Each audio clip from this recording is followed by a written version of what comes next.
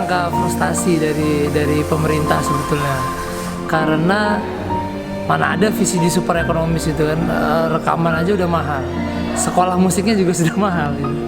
Jadi menurutku ini adalah langkah yang frustasi dan sebaiknya tidak dilakukan. Kalaupun dilakukan, ini hanya akan menyelamatkan musik secara bisnis, tapi tidak secara keseniannya.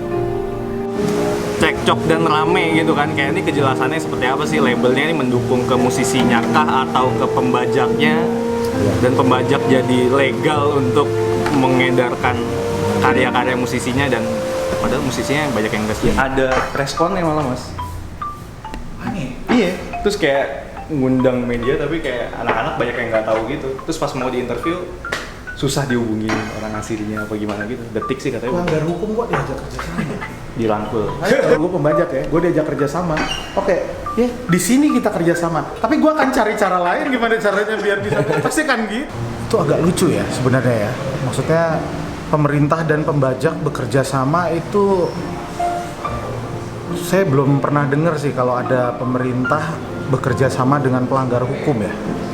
Maksudnya ya kalau mau mencari solusi mungkin ya boleh aja sih ya, maksudnya sah-sah aja sih ada solusi alternatif A sampai Z gitu. Cuman bekerja sama dengan pembajak kayaknya, apakah perlu bekerja sama dengan pembajak untuk bikin VCD ekonomis ini gitu? Apakah memang butuh bekerja sama dengan pembajak untuk membuat VCD ekonomis ini? Itu pertanyaannya gitu ya. Kenapa harus sama pembajak bekerja samanya gitu? Gitu. Tapi ya nggak apa-apa sih, gue menghargai apapun effort untuk memperbaiki nasib musisi sih. Maksudnya apapun itu gitu ya.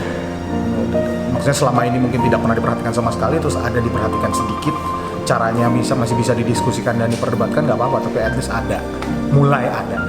Buat China ini udah diobrolin udah cukup lama ya, dan mereka udah share ke teman-teman media juga tentang rencana ini.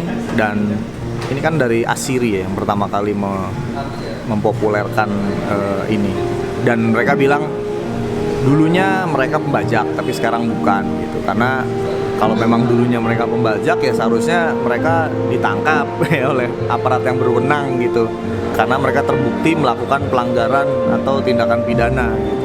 Cukup miris sih menurut saya, karena intinya itu kita bekerja sama dengan bekas penjahat gitu ya, yang mana dulu kita tahu menjadi salah satu biang kerok dari kebobrokan industri musik di Indonesia.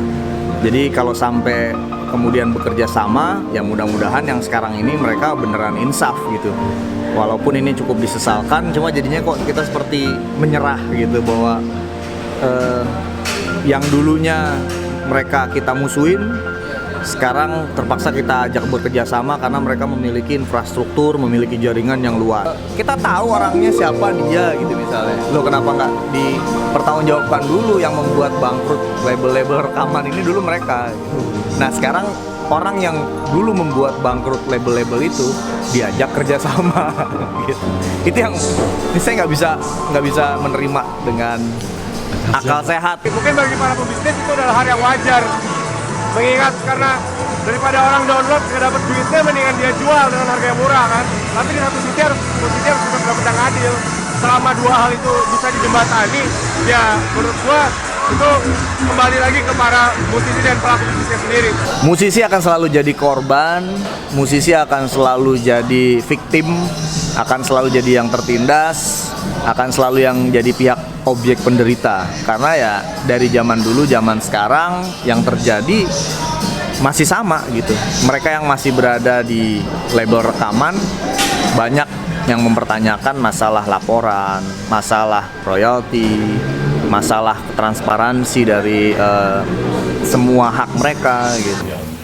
Sebenarnya masih banyak cara yang bisa diambil, kayak yang ditempuh Endang Sukamti lewat belialbumfisik.com gitu. Itu kan ngebuktiin dengan box set harga 350.000 itu bisa laku lebih dari 3.500 gitu. Sementara ke toko-toko CD gitu kan yang masih tersisa gitu, ngelihat sekarang tuh CD naik yang 75.000 itu jadi 135 dan itu laris itu. Kurang menghargai hasil kerja keras.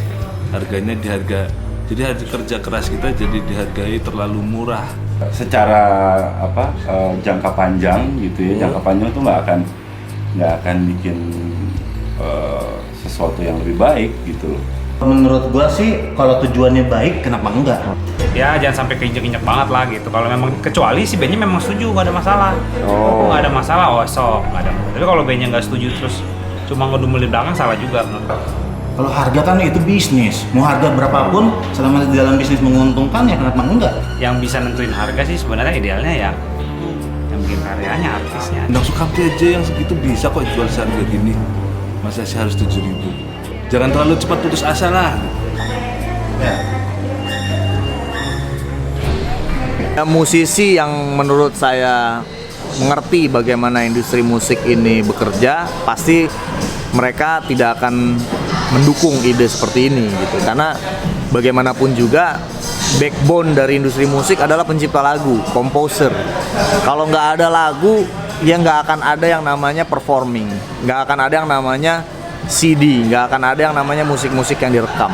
Jadi yang perlu diselamatkan pertama kali adalah musisinya, pencipta lagunya, bukan industrinya yang pemilik kontennya gitu. Solusinya kalau masih yang akan jadi korban ya segeralah berkemas dan mulai mencari cara untuk keluar dari kontrak rekaman ya, yang mungkin bisa dibilang menindas gitu. Jadi ya sebelum terterpa kerugian atau menjadi korban yang lebih terperosok lebih dalam lagi ya, saya rasa musisi-musisi harus segera angkat kaki dari upaya penyelamatan diri mereka masing-masing gitu, karena jangan sampai terperosok pada agenda-agenda yang terselubung gitu. Kita nggak pernah tahu ke depannya seperti apa, tapi kepentingan kita adalah bagaimana menyelamatkan hak dari musisi atau pencipta lagunya masing-masing, karena tanpa mereka nggak akan ada industri musik.